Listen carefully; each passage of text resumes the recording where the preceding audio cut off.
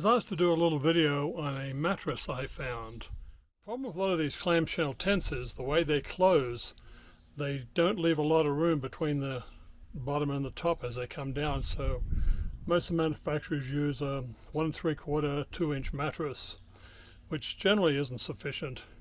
But unfortunately that's the best they can fit in this design of clamshell.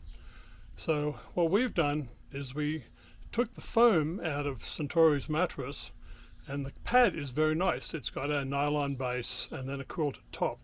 So we leave that down as a bottom, and then we place the airbed that we found, and I'm going to put a link to it. But anyway, it's a very durable airbed, had a lot of high praise online, and it fits perfectly in their tent. So let me show you what we've done here. So this is the cover the Suntory has. It has a nylon bottom and a quilt on the top. So we're leaving that down as a base. And this is our mattress. When it's deflated, it's about 1 inch thick. And when you fold the tent up, it doesn't have any restriction at all. That fits perfectly.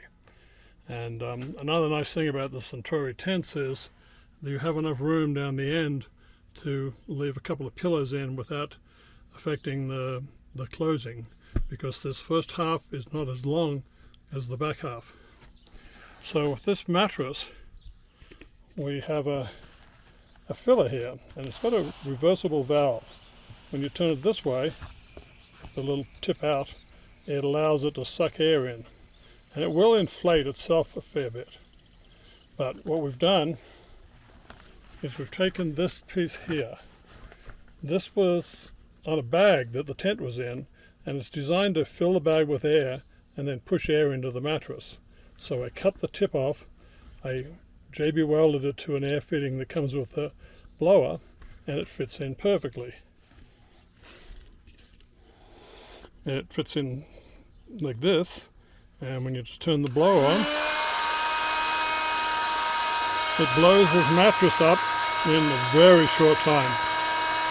We just run it and see exactly how long it takes.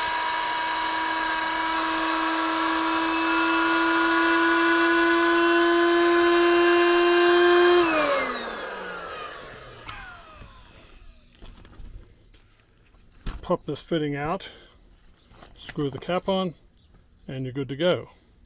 When you want to deflate the mattress, you take this little valve and you spin it around again, and it lets the air out. This becomes an outwards only valve, and it will deflate, but not that much, not enough to close it. So we take the fitting again and install it. It just pushes in, and we take the pump, and on this part of the pump on the top is where it sucks the air from. So we just insert that, turn the pump on, and it will remove all the air. So as you can see here, the mattress is about 1 inch thick. It took about 1 minute and 30 seconds to suck all the air out, and it's ready to be folded up. The little air compressor, again connected to the fitting here. Another thing with this mattress, a lot of the mattresses have built-in pillows, and they're not that comfortable and you can't really lay on them. This particular mattress is totally flat, no pillows, so you can use your own pillows. This is the company that makes the self-inflating mattress we used. It's called Qomotop, and they have several mattresses, but this one, the 52-inch, is the one we used. The bag is quite large, and as you see, normally with self-inflating mattresses, they don't fold down too well by themselves. And so they give you this big waterproof bag. It has a top on it that you can fold over like a wet bag, and then it has the little clips, and you can clip it together. So the bag is quite useful even if you're not using it for the mattress. Now the valve that I was using came off this end. I cut it off. This can be glued and sealed, and it gives you a good waterproof bag. But even if you want to throw the bag away, this is the company, and I will include a link.